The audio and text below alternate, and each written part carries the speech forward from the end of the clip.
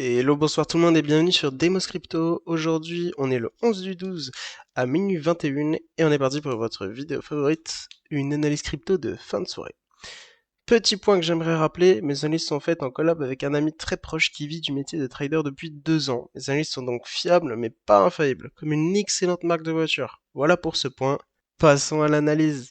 Alors pour ce qui se passe en ce moment sur le Bitcoin, il se passe qu'il a pris énormément de volatilité durant les derniers jours, comme je vous avais dit, ouverture de lundi, etc. Énorme mouvement de volatilité. Et là, ce qui se passe, c'est qu'on est parti vers le bas.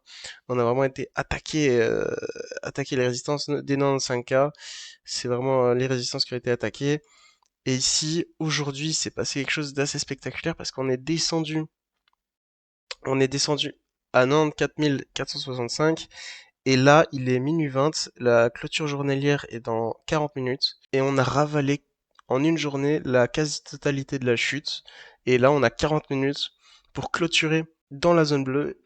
Donc ici, si la bougie daily clôture dans la zone bleue, eh ben, on a réintégré le canal ascendant, et donc sa cassure n'est pas validée.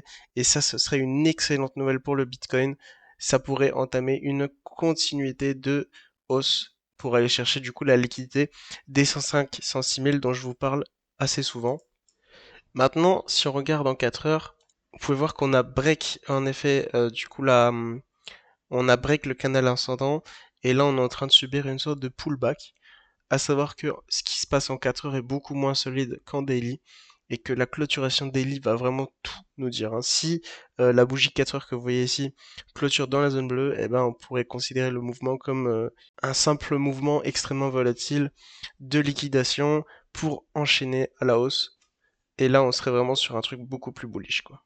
Et donc, pour rappel, la liquidité qui se trouvait ici, c'est une assez grosse poche de liquidité qui nous reste à aller chercher dans les alentours de 105 000.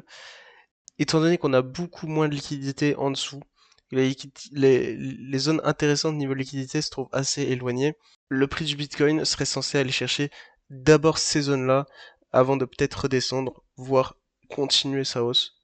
Mais en tout cas ici, le Bitcoin est vraiment aimanté par cette zone de prix. Voilà pour le point liquidité. Maintenant, on va passer au petit point calendrier économique. Ici, au niveau calendrier économique, on avait quelque chose d'assez intéressant, donc demain qui va se passer. C'était donc l'IPC annuel, ça va être un assez gros événement.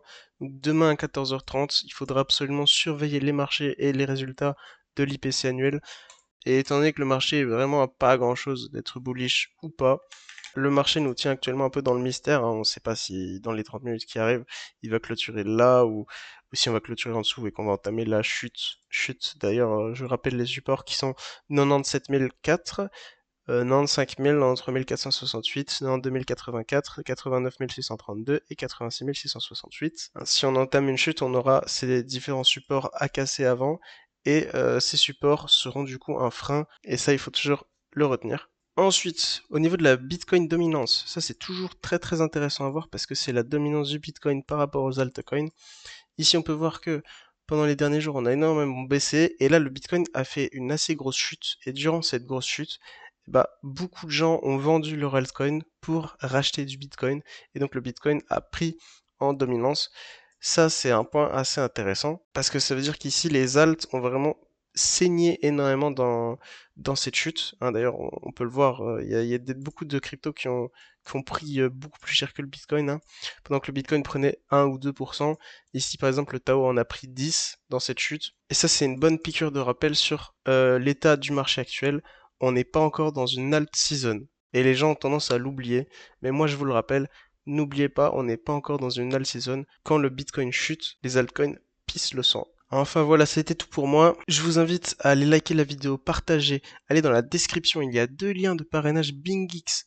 Inscrivez-vous grâce à ces liens de parrainage et vous gagnerez des réductions sur vos frais de trading. C'est ultra intéressant, donc sautez sur l'occasion. Une fois que vous avez fait ça, vous pouvez aussi vous abonner, c'est impératif. C'est impératif. Et une fois que tout ça est fait, vous pouvez enfin quitter cette vidéo et aller tranquillement vous coucher. N'oubliez pas de poser un petit trade sur le Bitcoin s'il réintègre le canal ascendant. Maintenant, à vous de gérer vos risques. Sur ce, passez une bonne soirée. Ciao, ciao.